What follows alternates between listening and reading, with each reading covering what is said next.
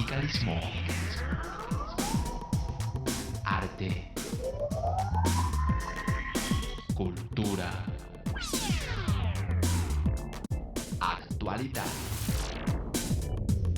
tecnología, pedagogía, educación. Las expresiones de vida con que se construye Colombia tienen un punto semanal de encuentro. Buenos días, bienvenidos a Encuentro, el programa institucional de FECODE. Hoy es 25 de marzo y a continuación les vamos a presentar toda la información que en materia educativa, política y sindical se ha desarrollado en el transcurso de la semana. Aquí un avance. En Encuentro análisis al tema de la carrera docente, otro de los puntos que contiene el pliego de peticiones del magisterio. Consejo de Estado suspendió los efectos del decreto 583 que legalizaba la tercerización laboral. El gobierno nacional decidió arbitrariamente ceder el presupuesto de investigación, ciencia y tecnología a la construcción de carreteras. Hoy nos encontramos desde el Museo de la Independencia, la Casa del Florero. Desde aquí invitamos a los padres de familia, estudiantes y docentes para que visiten dos exposiciones bien interesantes que estarán hasta la próxima semana. La primera titulada Morillo y su misión y la segunda Los comuneros en el nuevo reino de Granada. Mi nombre es Omaira Morales y aquí inicia Encuentro. Encuentro. Hoy continuamos analizando los puntos que hacen parte del pliego de peticiones del magisterio. El turno le corresponde a la carrera docente, en el que FECODE le exige al gobierno nacional se reactive de manera inmediata la mesa tripartita para sacar adelante el estatuto único de la profesión. También se exige la derogación de decretos que vienen afectando directamente a los y a las maestras del país.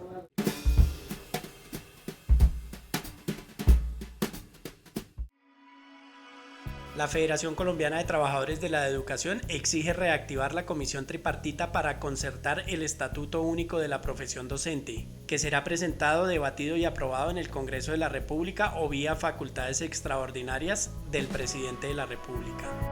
Se requiere el Estatuto Único de la Profesión Docente para que no haya más discriminación con nuestros maestros y maestros.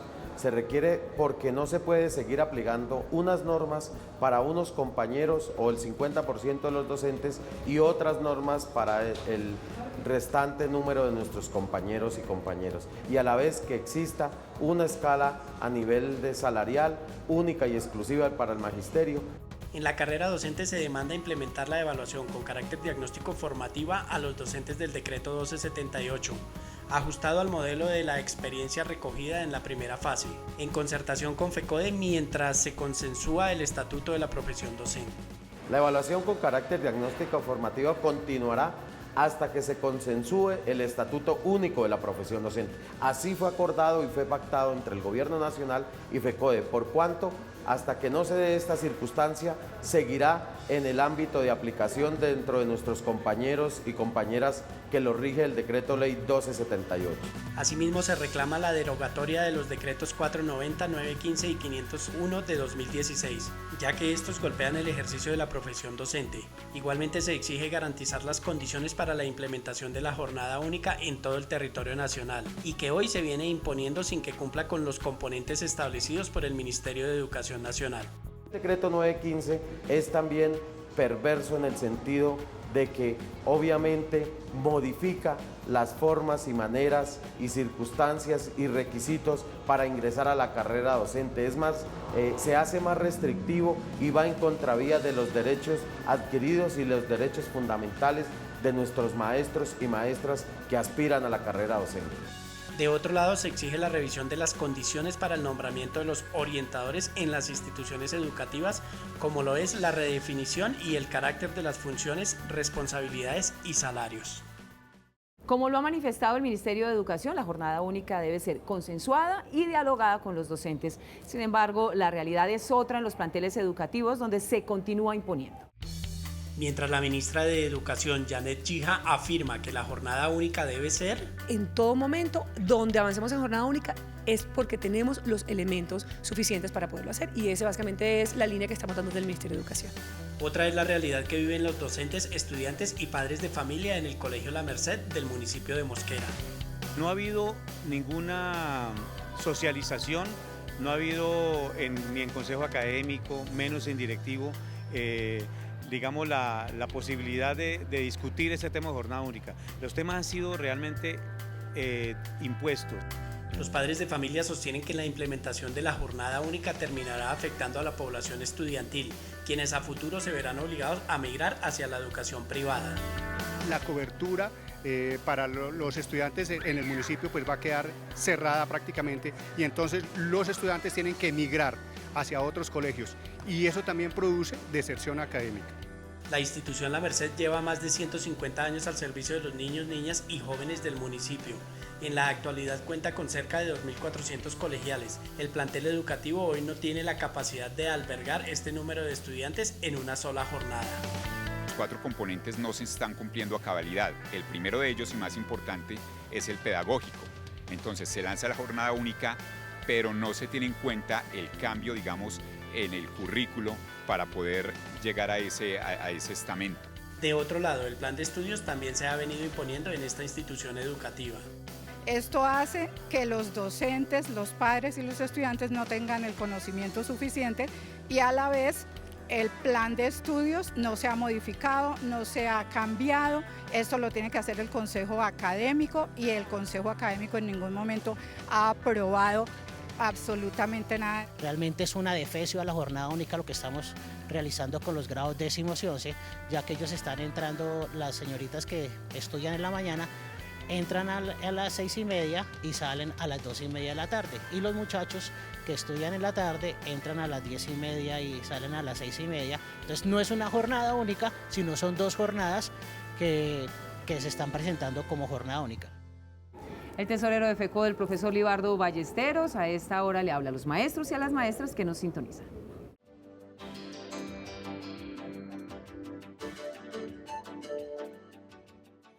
En el marco de la negociación se planteó uno de los puntos fundamentales para la educación, que es el tema del preescolar de los 3 grados. En ese sentido, creemos que por primera vez se ha tratado con seriedad, después de 23 años de existencia de la Ley General de Educación, el tema del preescolar de los 3 años. Esto implica que no solamente estamos peleando los derechos de los maestros y maestras, sino que también estamos peleando el derecho de la comunidad educativa, y en especial de los niños y niñas. En segundo lugar, esta semana se hizo una adición presupuestal de 89.000 millones de pesos para efecto del pago de los intereses de las cesantías a finales de este mes. Consideramos que el Fondo de Prestaciones Sociales del Magisterio, a través de la FIDU Previsora, debe cumplir con este derecho antes de que salga el mes de marzo. Y por último, queremos hacer claridad de una vez por todas.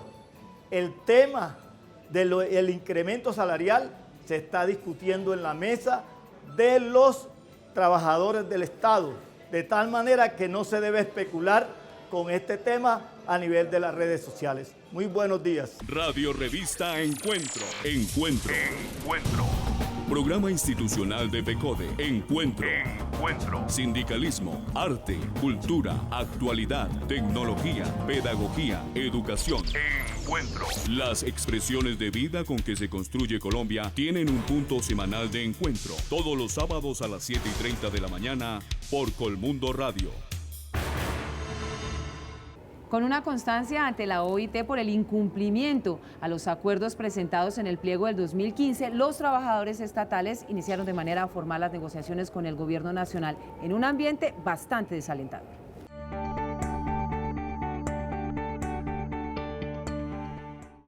Nosotros estamos convocados, según el decreto 160, para iniciar la negociación el 14, pero no empezamos sino hasta el 21, porque las centrales obreras y las federaciones estatales exigimos una revisión a los acuerdos no cumplidos. Llevamos 4 años de negociación y el 50% de los puntos no se han negociado, y aún estamos en ese proceso. Por eso hasta esta semana le dimos inicio formal a la negociación por incumplimiento del Estado y del gobierno a estos acuerdos. El ambiente de la mesa de negociación de los trabajadores estatales, luego de una semana de análisis sobre los incumplimientos a los acuerdos, está ensombrecido por la falta de voluntad por parte del gobierno, que desconoce 3 ejes que blindan la participación política del pliego de peticiones: la ratificación de 4 convenios internacionales, la carrera administrativa de los sectores de salud, ciencia y tecnología y contralorías distritales, y el tercero, el pacto por el trabajo decente. El gobierno dice que sí cumplirá, pero no se compromete con el cuándo.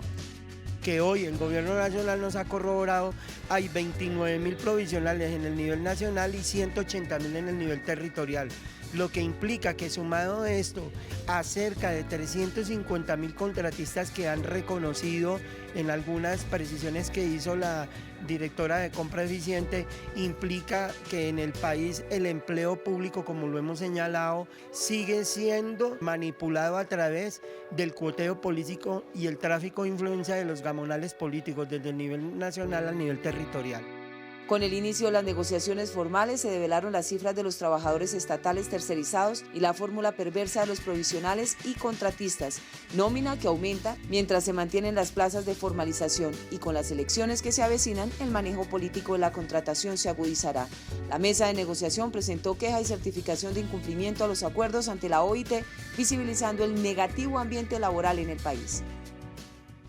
El Consejo de Estado le dio la razón a la Central Unitaria de Trabajadores CUT y a las organizaciones gremiales frente a la demanda del decreto 583 expedido por el Gobierno Nacional, que le abría la puerta a la tercerización laboral en el país. El Consejo de Estado suspendió provisionalmente el decreto 583 que permitía la tercerización laboral en el país, es decir, la contratación a través de terceros o intermediarios. La alta corporación consideró que la norma va en contravía de los derechos laborales en el país. De esta manera se favorece la formalización del empleo en el país a través de la contratación laboral directa. Manifestando que la base que constituye toda la argumentación presentada indica que es necesario un estudio y un fallo de fondo. La ley había sido demandada por la Central Unitaria de Trabajadores CUT en defensa de los derechos de los trabajadores.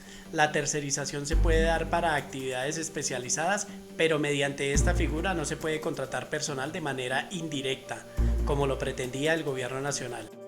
Esto significa entonces que el 583, que fue un decreto presentado por el ministro Luis Eduardo Garzón y sancionado por el presidente de la República, indicaba que la tercerización era válida en todo el ámbito del mundo del trabajo, incluso en aquellos oficios de carácter misional para los cuales estaba prohibida incluso la presencia de cooperativas de trabajo asociado, los contratos sindicales, las bolsas de empleo, los outsourcing y tantas otras formas de tercerización.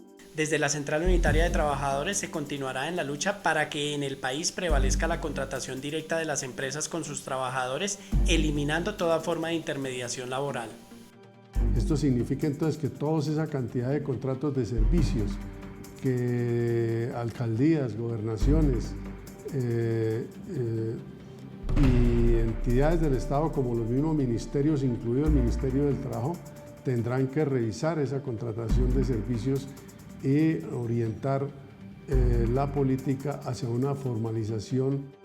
La suspensión provisional del decreto constituye un incentivo a la formalización del empleo en Colombia y a la promoción de los derechos individuales y colectivos a través de la contratación laboral directa. Las centrales obreras y las diferentes agremiaciones sindicales y los trabajadores esperan que el Consejo de Estado ratifique su decisión cuando expida el fallo de fondo. Hoy en Encuentro analizamos desde la mirada del sociólogo y el político la enfermedad que carcome a quienes manejan los hilos del poder, la corrupción. Es un cáncer que ha venido comiendo a nuestro país la riqueza que tenemos, y es como no hay ese equilibrio entre la sociedad, no hay ese equilibrio todavía. Corrupción es algo como muy grande para la gente que no lo ven día a día. Entonces, como allá se están robando entre ellos, pero no son conscientes de que nos están robando a todos al mismo tiempo. Estamos en un país de corrupción y donde nadie hace nada por ayudarnos. Si no le ponemos coto a los corruptos, si el ciudadano de a pie no se da cuenta que está cada 4 años reeligiendo al mismo traqueto, al mismo paraco, al mismo faraco, al mismo corrupto, al mismo que tiene control territorial, al mismo que pone concejales, al mismo que es dueño de medio país, definitivamente estamos reproduciendo la corrupción. Creo que en el mundo entero la gente tiene asco de la corrupción. En Colombia tiene que llegarnos ese asco. De lo contrario, este país no es viable como nación. Aquí hay 3 pilares que sostienen la corrupción. El primer pilar es que hay un Estado que funciona de forma mafiosa. O sea, digamos, las instituciones estatales están diseñadas para que beneficien a unos, etc. El otro pilar es la ciudadanía. La ciudadanía no hace veeduría, no hace control. Mira, aquí se rasgan las vestiduras los ciudadanos en redes sociales, pero todos van donde los políticos y le pasan las hojas de vida. Y el otro pilar es el sistema electoral colombiano. La corrupción es sin lugar a dudas un fenómeno que se enquistó en la cultura colombiana, permeando todos los estamentos hasta convertirlo en una visión socialmente aceptada que premia al vivo sobre el que da papaya, términos que están desvaneciendo el desarrollo y la evolución de un país rico y biodiverso. Y esa ciudadanía entonces manifiesta una crítica al sistema político, pero está metida en medio de ese sistema de corrupción. Entonces al final del partido, en elecciones vuelve y pasa. Es decir, hay unos 2 años en que esto la gente critica, y en elecciones vuelve y todo se alinea más o menos a las estructuras de corrupción. Y la ciudadanía vota por las mismas personas y vota por los mismos partidos. El cáncer de la corrupción corroe la institucionalidad de la ciudadanía por su apatía y las veedurías, porque como todas terminan eligiéndose y debiéndose favores, no hay sanciones y mucho menos reintegro de los multimillonarios robos que sin pudor alguno ahora son de frente al país. Solamente en la medida en que se desprostituya la política en Colombia habrá menos corrupción, pero no es fácil y no hay garantía de que salgamos adelante. Si comenzamos ya en las próximas elecciones poniéndole coto a los mismos con las mismas y a los mismos corruptos de siempre, que tienen los mismos apellidos corruptos que han manejado este país, es un primer paso. Sobre la corrupción, mal cultural, endémico y político se ve en todos los niveles y con todos los alcances, desde Reficar hasta Odebrecht, desde los dineros del PAE hasta el carrusel de la contratación, el cálculo de quienes gobiernan en cuerpo ajeno. ¿Somos una sociedad condenada a nuestra suerte? ¿Se avecinan tiempos de cambio o retroceso con las próximas elecciones? Lo cierto es que será usted, la ciudadanía, quien decida a conciencia o por contraprestación, en dinero o en enajenación de poder. El secretario de Relaciones Internacionales de FECODE, el profesor Francisco Torres, aborda temas de interés para el magisterio colombiano.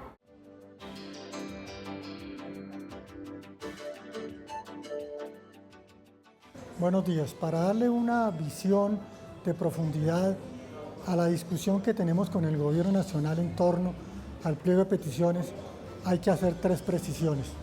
La primera, mientras los maestros colombianos estamos abanderando una lucha por una educación al servicio del desarrollo del país, el gobierno impulsa una política educativa en contra de los intereses de la nación, de los estudiantes y del pueblo colombiano. Esa es una diferencia fundamental y está sobre la mesa de negociaciones en lo que tiene que ver con política educativa. Estamos en una discusión muy importante con el Gobierno Nacional en torno a la política fiscal, es decir, si se recortan los recursos como pretende el gobierno, como lo ha hecho reiteradamente, o si los recursos para la educación aumentan de tal manera que puedan cubrir la canasta educativa que en buena falta está haciendo, no solo para los que están estudiando, sino para los millones que están por fuera de las aulas de clase. Y en tercera medida, mientras los maestros estamos exigiendo mejores condiciones para nosotros y para nuestras familias en los terrenos laborales y de salud y de prestacionales, el gobierno viene aumentando una política con los decretos 501, 490 y 915 contra la estabilidad laboral, contra la carrera docente, contra la autonomía escolar, contra la libertad de cátedra. Es en ese sentido, en esos 3 sentidos, como nosotros nos enfrentamos al gobierno. Hemos hablado, como ya lo dijeron los compañeros, de preescolar, estamos avanzando en eso y estamos dispuestos a unirnos con el resto del pueblo colombiano para defender una educación científica, nacional y al servicio del pueblo, y por una legislación laboral que garantice los derechos de los maestros colombianos. ¿Qué es educación pública? La educación pública es un derecho fundamental y un bien común y es responsabilidad del Estado garantizar igualdad de oportunidades a sus ciudadanos. FECODE defiende una educación pública gratuita y financiada por el Estado y exige el freno de todas las formas de privatización y comercialización de este derecho fundamental. La educación no es una mercancía, es un derecho. Y el gobierno nos sigue sorprendiendo con el recorte que le hace al sector de la educación. En esta oportunidad le correspondió a la ciencia, la tecnología y la investigación. Ese presupuesto se destina ahora para la construcción de carreteras.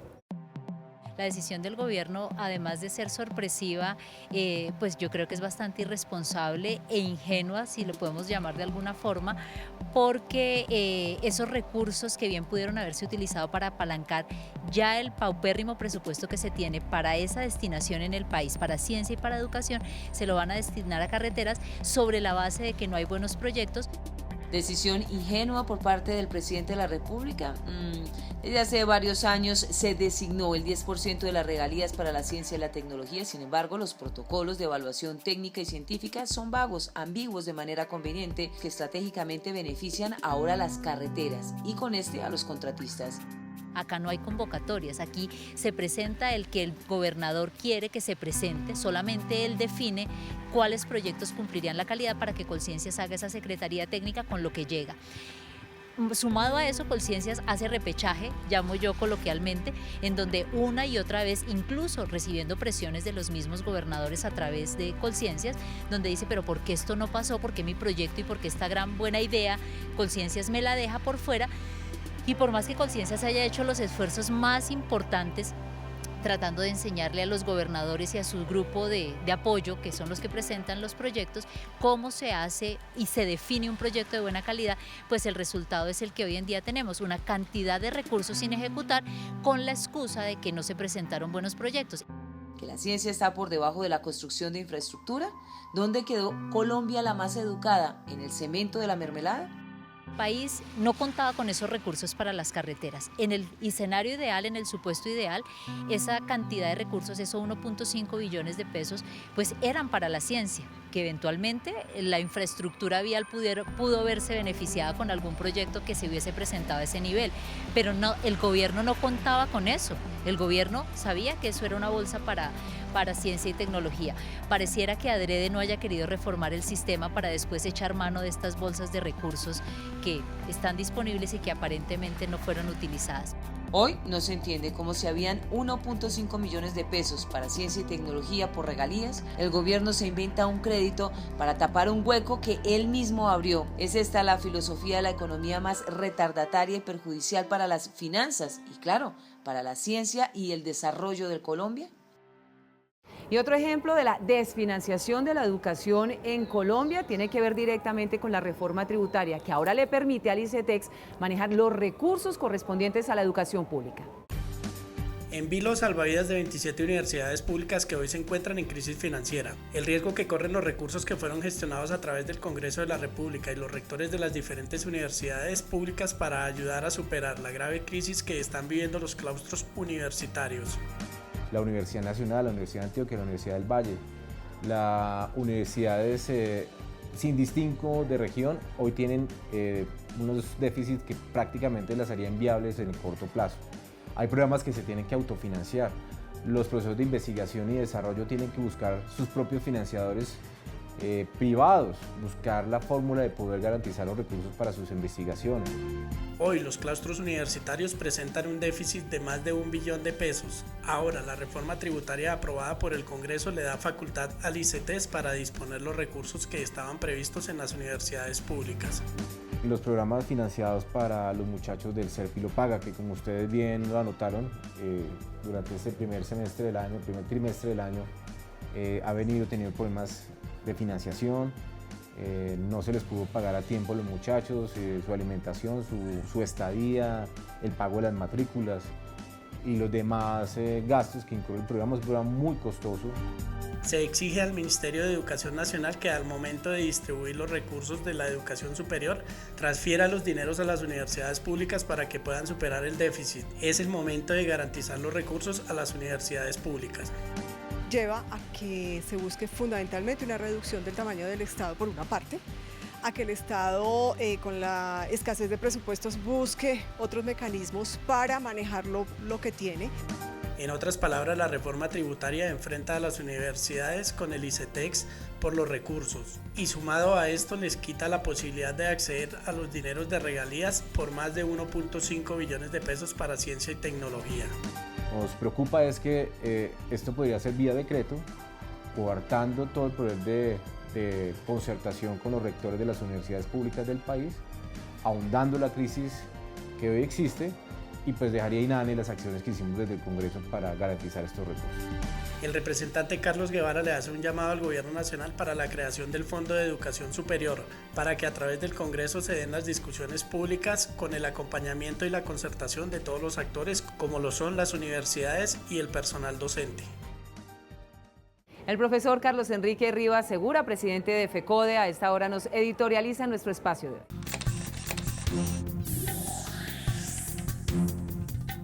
Un saludo a todos los maestros y maestras de Colombia, a la comunidad educativa, a los compañeros de las juntas directivas de los sindicatos.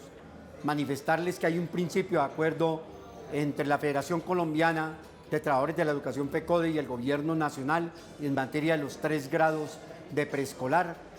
Acuerdo que se formalizará el próximo martes en una comisión que se constituyó para su respectiva redacción. En el segundo tema, que para nosotros es de mucha importancia, tiene que ver con la financiación de la educación. La Federación ha venido presentando propuestas, tenemos asesores en el marco de lo económico, hemos venido haciendo discusión, hemos participado en algunos eventos con algunos gobernadores, vamos a citar a un evento con gobernadores y alcaldes para ir perfilando una fórmula que le vamos a presentar al Gobierno Nacional y el principio al Ministerio de Educación para que podamos ayudar a que se incremente la bolsa del Sistema General de Participaciones y vamos a pedir una cita con el señor Presidente de la República para lo que tiene que ver con el Producto Interno Bruto en su incremento al 7.5%. Y el otro aspecto que ha sido acordado con el Gobierno pero que está siendo revisado para su redacción final es lo que tiene que ver con las juntas municipales educativas, con las juntas departamentales de la educación, con las juntas distritales de educación y con la Junta Nacional, al igual que con los respectivos foros. FECODE está planteando que los foros deben ser convocados entre el Ministerio de Educación y la Federación. El Gobierno ha aceptado en principio esta situación, pero estamos dispuestos a elaborar los textos que nos permitan rápidamente tomar decisiones al respecto de las juntas educativas. Y otro aspecto que para nosotros es de vital importancia tiene que ver con que el pliego de peticiones de la Federación está siendo discutido también con los equipos de trabajo de la Federación para que podamos hacer una mayor discusión. La Federación va a convocar a los encuentros regionales de compañeros del 1278, de los compañeros de las normales. Vamos a hacer un evento nacional con los directivos docentes en virtud de que el tema que tiene que ver con directivos docentes y que tiene que ver con las normales, vamos a discutirlo en propiedad con los propios actores. Decirle a los maestros y maestras de Colombia que hemos dado pasos de mucha importancia, entre ellos el documento que ya mencionamos de garantías sindicales para los compañeros dirigentes y estamos buscando la reunión tripartita entre el Ministerio de Educación, el Ministerio del Trabajo y la Federación para que definitivamente se saque una circular y se resuelva los temas que tienen que ver específicamente con las comisiones y los permisos sindicales. Un feliz fin de semana para todos y todas. Mañana en Contrastes, porque la realidad tiene diferentes miradas, de 1:30 a 2 de la tarde, hablaremos con el viceministro del Interior sobre el informe presentado por Naciones Unidas sobre el asesinato, la persecución, secuestro y amenaza contra los líderes sociales y sindicales en el país. Maestros y maestras, recuerden que en Contrastes siempre van a ubicar las preguntas.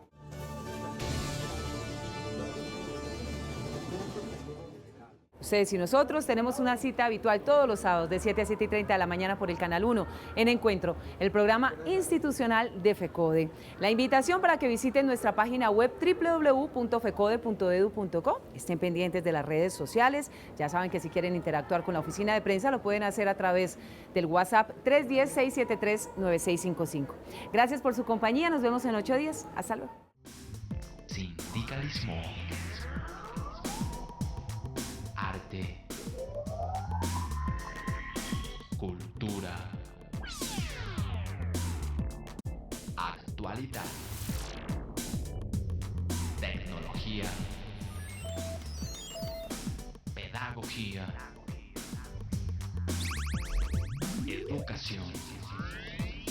Las expresiones de vida con que